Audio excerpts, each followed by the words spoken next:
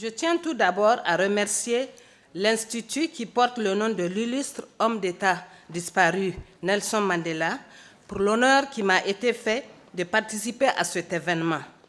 Merci particulièrement à Monsieur le Président Paul Kananura pour l'opportunité qui m'est donnée de partager avec vous quelques réflexions et mon expérience sur un sujet aussi important.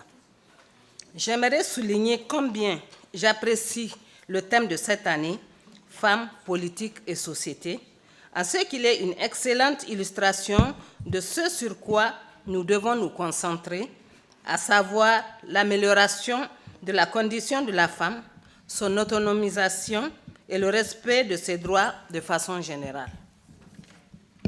Nous étions d'ailleurs des centaines de femmes à marcher dans la rue et réclamer le respect de nos droits le 8 mars dernier dans le cadre de la campagne March for Women. Mesdames, Messieurs, au Niger, aucun texte ne fait de discrimination par rapport au genre. Les inégalités se manifestent surtout en pratique dans les rapports hommes-femmes. Conscient de cette réalité, l'État et ses partenaires au développement ont fait de la réduction des inégalités en matière de genre une de ses priorités.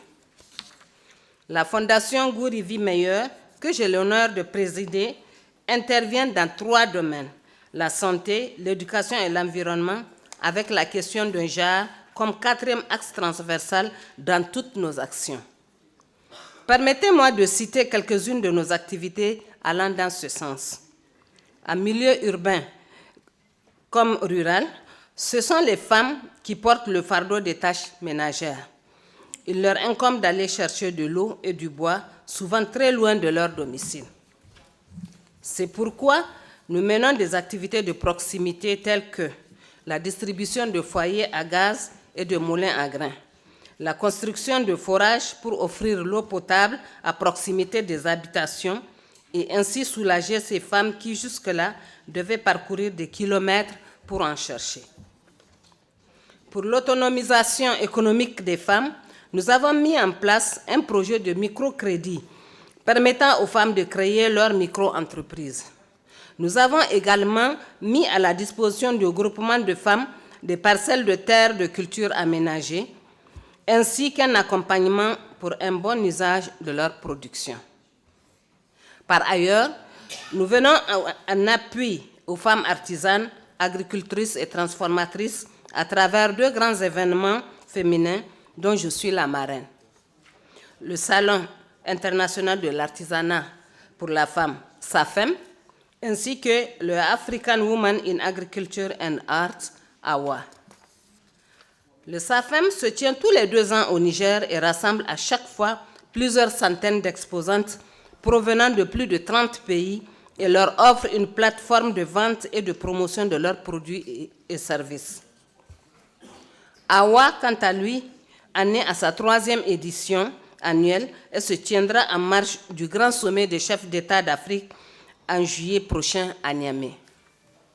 Mesdames, Messieurs, l'État a mis en place des dispositions législatives et réglementaires prenant en compte le genre dans toutes les dimensions de la vie socio-économique, y compris l'ascension politique des femmes qui est récente au Niger. À titre d'exemple, une loi sur le quota a été adoptée en 2000 et révisée en 2014. Cette loi impose au minimum 15% de femmes pour les postes électifs et minimum 25% pour les postes nominatifs. Ces chiffres peuvent vous paraître insuffisants, mais croyez-moi, c'est une avancée considérable compte tenu du contexte. C'est dans le but d'accompagner ces efforts entrepris par le gouvernement que je poursuis mon plaidoyer pour que les droits des femmes soient respectés. Nous organisons régulièrement des conférences pour sensibiliser les populations sur ces questions, notamment la conférence sur Femmes, Excellence et Leadership en Afrique, qui s'est tenue le 13 mai dernier à l'occasion de la célébration de la Journée nationale de la femme nigérienne. À l'échelle internationale également, j'ai eu le plaisir de participer à plusieurs réunions de haut niveau, dont parmi les plus récentes, le sommet des filles africaines sur l'élimination du mariage des enfants en Afrique à Accra en novembre dernier, ainsi que la conférence sur l'autonomisation des femmes en Afrique, organisée en Égypte le 9 décembre dernier. Mesdames, Messieurs, je suis intimement convaincue que l'éducation des jeunes filles est primordiale pour toute société qui se veut émergente. Comme le disait Nelson Mandela, l'éducation est l'arme la plus puissante que l'on puisse utiliser pour changer le monde. À la Fondation Guri Vie Meilleure, nous organisons chaque année la cérémonie du prix d'excellence et de mérite du Niger, en collaboration avec les ministères en charge de l'éducation et de la formation. En 2018, pour la 8e édition, nous avons retenu comme thème l'éducation des jeunes filles pour l'autonomisation de la femme au Niger.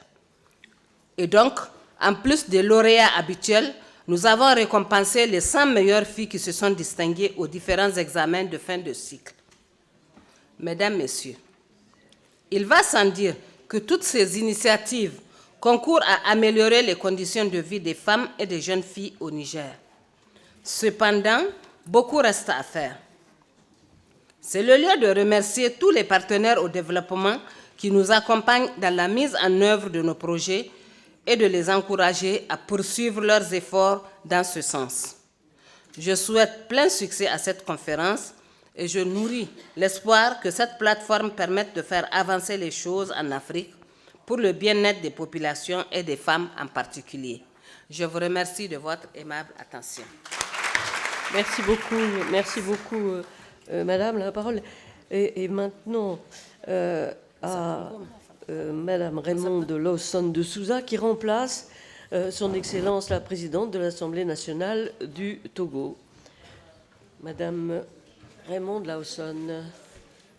Madame la Première Dame du Niger, Madame la Ministre de l'Action sociale, de la promotion de la femme et de l'alphabétisation du Togo, Monsieur le Vice-président de l'Assemblée nationale du Togo, Mesdames, Messieurs les ambassadeurs, honorables députés, Mesdames et Messieurs, c'est un privilège et un honneur pour nous, députés togolais, de prendre la parole devant cette auguste assemblée dans cette grande salle Colbert chargée d'histoire. Toute notre gratitude à l'Institut Mandela et à tous ses membres pour nous avoir invités à cette conférence internationale intitulée « Femmes, politiques et société » pour délivrer une communication sur l'engagement du Parlement togolais à promouvoir les droits et l'autonomisation des femmes, la politique du genre et le leadership. La présidente de l'Assemblée nationale togolaise, Madame Yawa Chegan, vous exprime par ma modeste voix toute sa reconnaissance pour l'honneur que vous lui avez fait en l'invitant à cette conférence. Elle aurait tant désiré être parmi nous, mais ses obligations, notamment la rentrée solennelle de l'institution qu'elle préside, ne lui ont pas permis d'être à vos côtés. Nous saluons avec déférence nos collègues honorables députés du Palais Bourbon, siège de la démocratie française, où la voix du peuple se fait entendre, et les remercions pour leur accueil fraternel et chaleureux. Le Togo, dont la population est composée de plus de 51% de femmes, à l'instar de nombreuses nations, a adhéré volontairement à plusieurs instruments juridiques internationaux en faveur des droits des femmes, notamment la Déclaration universelle des droits de l'homme, adoptée par l'Assemblée générale des Nations unies le 10 décembre 1948 à Paris, la Convention sur l'élimination de toutes les formes de discrimination à l'égard des femmes, la CEDEF, ratifiée en 1983, la Convention de l'Organisation internationale du travail numéro 100, consacrant l'égalité de rémunération entre la main-d'œuvre masculine et la main-d'œuvre féminine pour un travail de valeur égale, la Convention de l'Organisation internationale du travail numéro 111, relative à la discrimination en matière d'emploi et de profession, et le protocole à la Charte africaine des droits de l'homme et des peuples relative aux droits des femmes en Afrique, adopté à Maputo le 11 juillet 2003, ratifié et entré en vigueur le 25 novembre 2005. Les lois nationales togolaises sont entrées aussi dans cette dynamique il y a un certain nombre d'années, et le Parlement togolais a été amené à voter des lois en faveur de la femme togolaise, d'où des textes militants en faveur des droits de la femme et de la promotion de l'égalité entre hommes et femmes. Nous pouvons ainsi constater que la promotion de la femme togolaise se fait sur les plans politiques, économiques et social, et les différentes législatures ont progressivement mis en place des cadres juridiques à travers lesquels s'exercent les droits civils, économiques et sociaux des femmes. Il s'agit notamment de la Constitution de la 4e République adoptée par référendum le 27 septembre 1992, dont l'article 11 a consacré l'égalité de l'homme et de la femme devant la loi, du Code du travail qui a consacré l'égalité de salaire entre hommes et femmes, de la loi du 17 novembre 1998 portant répression des mutilations génitales féminines, de la loi du 27 mai 2013 portant aide juridictionnelle au Togo qui protège les couches vulnérables, en majorité les femmes, contre les violences. Sa mise en œuvre permet de faciliter l'accès des femmes nécessiteuses aux services juridictionnels. De la loi du 17 novembre 2014 portant modification du Code des personnes et de la famille et du nouveau Code pénal togolais adopté le 2 novembre 2015, ainsi que la loi du 14 juin 2018 portant Code foncier domanial, pour ne citer qu'elle. À travers ces textes intégrant des dispositions constituant des avancées pour les femmes, le Code des personnes et de la famille est celui qui a apporté des innovations majeures, notamment en diminuant le délai de viduité, en reconnaissant à la femme mariée le droit de faire précéder son nom de jeune fille à celui de son mari, en ramenant la majorité nuptiale à 18 ans, en donnant à l'homme et à la femme la liberté de choix du régime matrimonial et le renoncement express à la coutume, et en consacrant la monogamie comme régime de droit commun. Telles sont les réformes majeures concernant les conditions du mariage. Le dit Code reconnaît aussi que le choix du domicile familial est fait d'un commun accord entre les époux, que les relations entre époux doivent être consenties et le conjoint auteur de violence peut être poursuivi au pénal. Bien que le père de famille demeure le mari, car devant respect et protection à la femme, c'est un régime de partenariat qui est instauré. Les deux parents disposent de l'autorité parentale, surtout s'ils reconnaissent tous les deux l'enfant conçu hors mariage. En matière successorale, un refus légitime est accordé à la femme veuve en face des pratiques jugées néfastes, sans que cela porte atteinte à la succession. Le conjoint survivant est maintenu dans la propriété conjugale ou de son conjoint décédé pendant 30 mois avant toute revendication successorale à charge de la succession, contrairement à l'ancien régime où il devait être colocataire ou copropriétaire. Ainsi, nous pouvons nous rendre compte que le nouveau Code des personnes et de la famille prône le respect mutuel, la tolérance et la promotion de l'équité genre. Dans la loi du 23 avril 2004 relative à la protection des personnes handicapées, l'État assure une protection spéciale à la femme handicapée en vue de préserver sa dignité. Il est procédé en cas de besoin au placement de l'enfant né d'une femme intellectuellement déficiente ou polyhandicapée dont les parents n'ont pas été identifiés. Le personnel et les structures sanitaires accordent une attention particulière à la femme handicapée ou polyhandicapée pendant sa maternité, et cette dernière bénéficie d'une assistante administrative, juridique et judiciaire dans le cadre du règlement de toute question d'ordre matrimonial. Dans le domaine de la santé, des mesures ont été prises pour se conformer aux normes de l'Organisation mondiale de la santé en matière de couverture sanitaire, d'installation des formations sanitaires.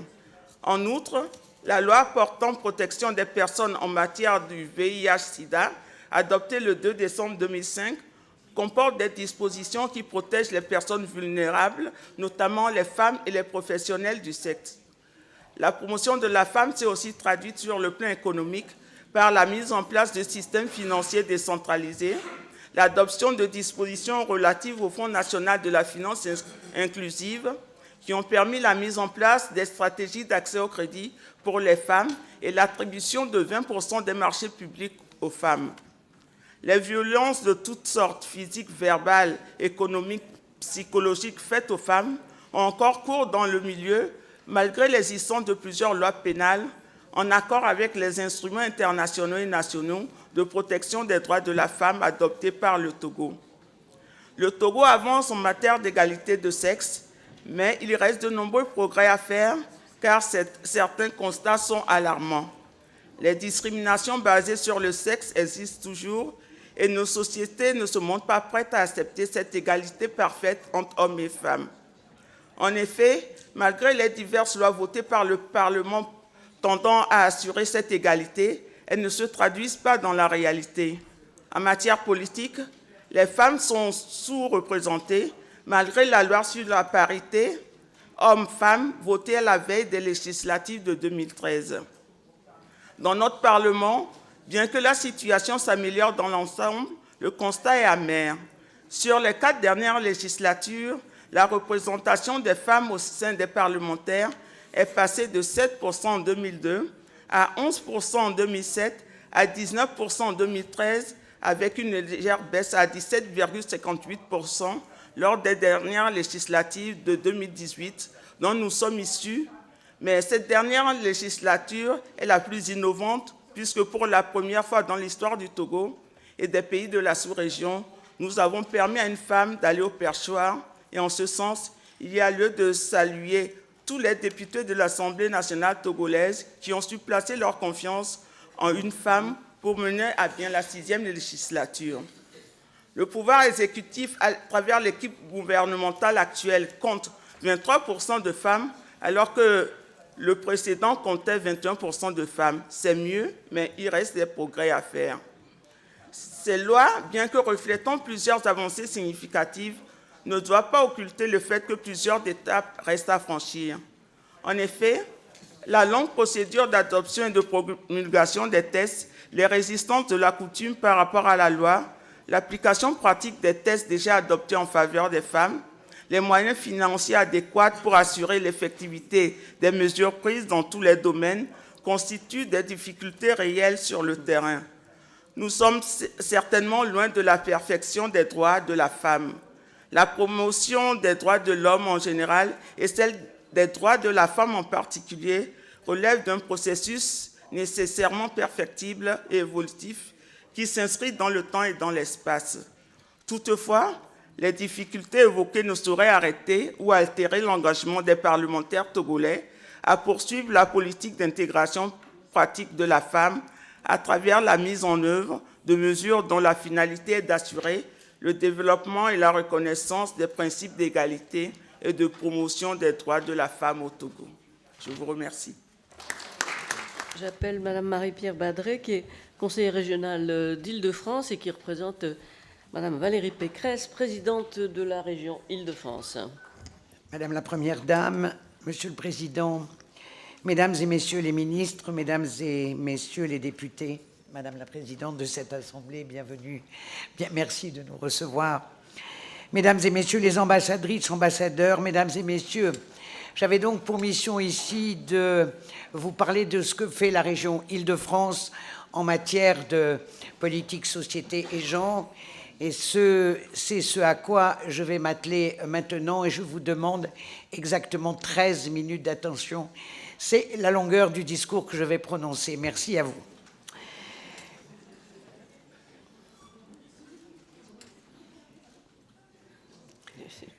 Très honoré d'être parmi vous aujourd'hui dans ce Palais Bourbon face à une assemblée aussi remarquable. D'abord, merci au docteur Paul Kananoura, président de l'Institut Mandela, pour avoir invité la présidente de la région Île-de-France à cet événement. Très fière de la représenter aujourd'hui en tant que déléguée spéciale à l'égalité femmes-hommes et présidente du Centre Hubertine Auclair, qui est l'organisme associé de la région Île-de-France qui s'occupe spécifiquement d'égalité femmes-hommes et de l'Observatoire des violences faites aux femmes. Femmes, politique et société, 3 mots simples qui nous rassemblent aujourd'hui et sous-entendent un combat fort, universel et juste, celui pour les droits des femmes. L'objectif étant bien sûr d'atteindre l'égalité réelle entre les femmes et les hommes. Vous le savez, aujourd'hui, lorsque l'on défend les droits des femmes, où que nous soyons, nous nous heurtons aux régressions, à la montée des conservatismes et à la résurgence des discours sexistes décomplexés. Il se trouve que nous avons vécu fin 2017 un moment historique à l'échelle internationale qui se poursuit aujourd'hui. Et vous le savez bien, il s'agit du mouvement MeToo, cette révélation fulgurante pour le grand public d'une réalité invisible jusqu'ici. Les violences sexistes et sexuelles qui concernent toutes les femmes, sans distinction d'âge, de conditions, de culture, de pays ou de religion. Dans de nombreux pays d'Afrique, la lutte contre les violences sexuelles faites aux femmes est actuellement en plein essor. Et j'ai entendu les premiers discours qui allaient dans ce sens et qui nous confortent dans l'idée que c'est bien le combat de nous toutes. Je pense notamment au hashtag Même pas peur et plein d'autres initiatives, associations individuelles ou politiques qui témoignent d'une volonté universelle de mettre fin aux injustices de genre. Si cette fantastique libération de la parole permet à l'égalité femmes-hommes de conquérir les esprits les plus ouverts, elle aiguise aussi la défiance et le rejet chez les plus réfractaires. Face à ces écueils, le combat pour les droits des femmes est un travail de longue haleine qui convoque l'engagement à la fois du monde politique et de la société civile. C'est à mon sens le moyen le plus efficace de faire avancer les choses. Ce sujet passionnant m'anime depuis de plus de 40 ans. Il est évidemment capital dans l'action politique régionale menée par notre présidente Valérie Pécresse. Afin de vous parler justement des actions concrètes menées par la région Île-de-France pour répondre aux enjeux des droits élémentaires et de lutte contre les violences faites aux femmes, permettez-moi de vous donner l'exemple du Centre Hubertine Auclert, qui est donc l'organisme associé de la région Île-de-France et dont j'ai la chance et l'honneur d'être présidente. Pour faire un peu d'histoire, le centre va fêter cette année ses 10 ans le 17 avril.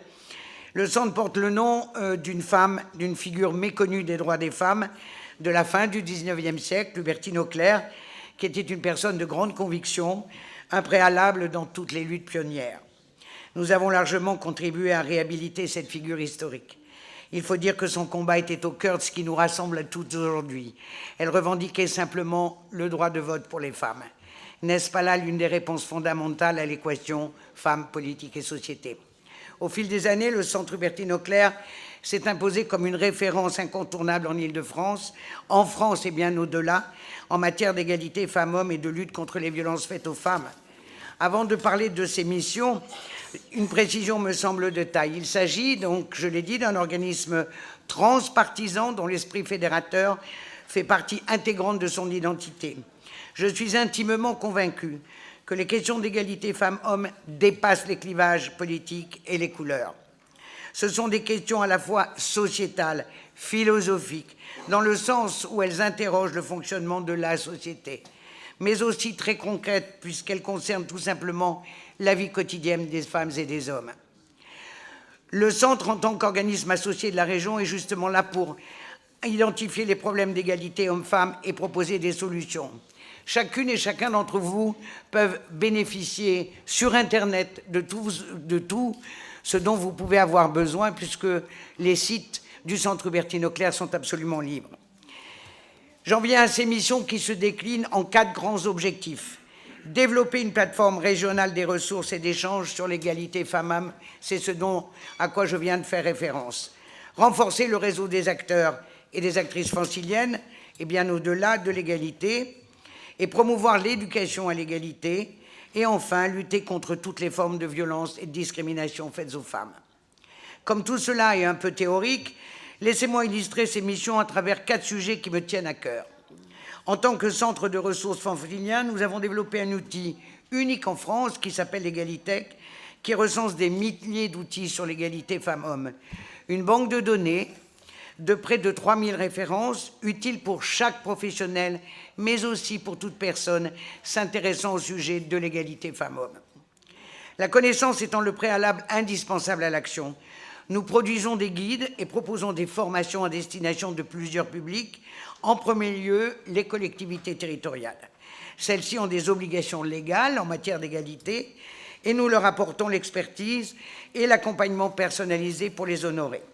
Je pense à un guide essentiel que nous appelons « budgétisation sensible au genre », mot ô combien barbare derrière ce vocable, mais derrière lequel se cache un principe unique qui est d'intégrer une perspective de genre dans l'analyse et la construction des budgets des collectivités. Notre expertise sur ce sujet en particulier est d'ailleurs régulièrement sollicitée, aussi bien en Europe que sur le continent africain, au Maroc et en Tunisie, où j'ai eu la chance, grâce à l'OCDE, d'aller faire des formations sur ce sujet. Autre exemple concret pour améliorer les droits des femmes, j'ai remis en octobre dernier à la présidente de la région un rapport ambitieux et détaillé sur la place des femmes dans l'espace public. Un sujet essentiel pour faire progresser l'égalité au sein des collectivités. Ce rapport proposait des solutions très coquettes, rapidement mises en œuvre par la région. Je pense notamment à la lutte contre le harcèlement sexiste et sexuel dans les transports en commun à travers une grande campagne de prévention régulièrement diffusée. Je pense aussi à la mixité dans les espaces de loisirs et à l'école. Ce qui m'amène à vous parler d'une action que nous considérons comme essentielle, l'éducation à l'égalité. Je suis convaincu que tout passe par là et de là. Dès l'enfance, les garçons et les filles intériorisent des stéréotypes de genre qui sont le terreau des inégalités entre les femmes et les hommes. Un exemple concret, le Centre a réalisé des études sur les manuels scolaires, qui sont aujourd'hui une référence en matière d'analyse, puisque la commande avait été faite par l'Éducation nationale, et nous y avons découvert que les femmes sont largement invisibles dans les manuels scolaires. Leur rôle actuel dans la société n'y apparaissent toujours pas. Comment voulez-vous que les petites filles se projettent dans des postes que vous occupez, par exemple, si les modèles qu'on leur propose restent aussi peu valorisants? Dans leur vie d'adulte, les enfants intériorisent et reproduisent ces inégalités. Ils se manifestent dès lors dans la rue, au travail, dans les familles. Les femmes vivent des discriminations dans leur carrière professionnelle. Le monde politique manque cruellement de parité encore. La lutte contre toutes les violences faites aux femmes est sans aucun doute notre mission la plus urgente. Elle nécessite des ressources matérielles et intellectuelles que la politique régionale n'a pas hésité à mettre en place, notamment en ce qui concerne l'hébergement des femmes victimes de violences et leurs enfants. À travers son observatoire régional des violences faites aux femmes, nous sommes convaincus de la nécessité de sensibiliser tout type de public pour faire changer les mentalités, les professionnels entre autres et les jeunes. Sensibilisation est un mot-clé que nous traduisons par des campagnes répétées à destination de tous les publics. Permettez-moi encore ici de donner un exemple concret. En 2015, nous avons identifié un nouveau phénomène, malheureusement en expansion, dont tout le monde est victime, et vous tous ici, qui est le harcèlement sexiste en ligne sur Internet, et qui s'appelle le cybersexisme. En 2016, nous avons produit une enquête totalement inédite sur ce fléau, qui touche 3 filles et 2 garçons par classe, suivie d'une grande campagne de sensibilisation sur le cybersexisme auprès des adolescents et des adolescentes. En 2017, nous avons lancé le site Stop Cybersexisme pour apporter toute l'information et les ressources utiles aux victimes et à leur entourage. C'est le premier site Internet entièrement dédié à la lutte contre le cybersexisme à voir le jour. Et là encore, vous pouvez tout à fait aller le voir, il est tout à fait accessible à tout le monde. Depuis, ce mot est rentré dans la langue courante et nous savons combien les mots sont importants pour faire vivre des réalités jusqu'alors invisibles. Aujourd'hui, les pouvoirs publics et les médias reprennent régulièrement ce terme de cybersexisme. Le Haut Conseil à l'égalité vient à son tour de publier un rapport sur le sujet et le Conseil de l'Europe nous a également sollicité pour intégrer ce sujet à un projet de recommandation du Comité des ministres. Au-delà de l'impact médiatique et public, nos campagnes sur ces sujets ont permis à des dizaines de milliers d'adolescents et d'adolescentes franciliens d'être sensibilisés aux dangers des actes sexistes sur les réseaux sociaux. Pour terminer la présentation de nos missions, je dirais que les forces mises à l'œuvre par la région Île-de-France à travers le centre sont un préalable à la prise de conscience et l'évolution des mentalités. Une réflexion innovante sur les sujets, peu visible ou encore peu identifiée, un travail collaboratif rigoureux d'analyse et de recherche, et enfin une production d'outils et de formation. Également, la mise en réseau des actrices et des acteurs sur le territoire et le déploiement de cette expertise à destination des publics concernés. Vous l'aurez compris, les domaines sont vastes et les objectifs le sont nobles. Et pour cela, il faut travailler avec tout le monde, les professionnels de l'éducation, du social, de la justice, de la police, de la santé, etc. Accompagner ces acteurs et actrices de terrain, c'est déjà produire le changement. Je dis souvent que le féminisme est une expertise, un mot qui plaira assurément au docteur Paul Kananoura et sa remarquable fondation Mandela. Je suis persuadée qu'à travers ce mot réside une des clés du basculement de nos sociétés, que nos sociétés doivent opérer en matière d'égalité femmes-hommes. Au fil de nos histoires, les femmes ont joué de grands rôles sans jamais disposer de la reconnaissance et des honneurs qu'elles méritaient. À titre d'exemple, saviez-vous qu'en France, seulement 2% des rues portent des noms de femmes? Il est temps de remédier à ce déséquilibre partout dans le monde. Il est temps de valoriser leurs actions. Il est temps de considérer comme il se doit l'autre partie de l'humanité. À la région Île-de-France, les actions se suivent avec cet objectif. Et puisque je vous parlais à l'instant de mettre en lumière les femmes dans l'histoire, Valérie Pécresse a décidé, il y a près de 2 ans maintenant, de renommer l'hémicycle régional en l'honneur d'une femme remarquable qui s'appelle, bien entendu, et vous l'avez tous imaginé et retrouvé, c'est donc Madame Simone Veil. Il se trouve que cette femme synthétise parfaitement ce pourquoi nous sommes ensemble aujourd'hui, femmes, politiques et sociétés. Il s'agit, bien entendu, d'une femme qui reste pour nous un modèle pour toutes les femmes de France.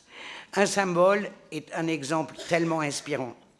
Au nom de la présidente de la région, je vous souhaite une excellente journée riche et fructueuse pour faire avancer ensemble l'égalité femmes-hommes. Je vous remercie de votre attention.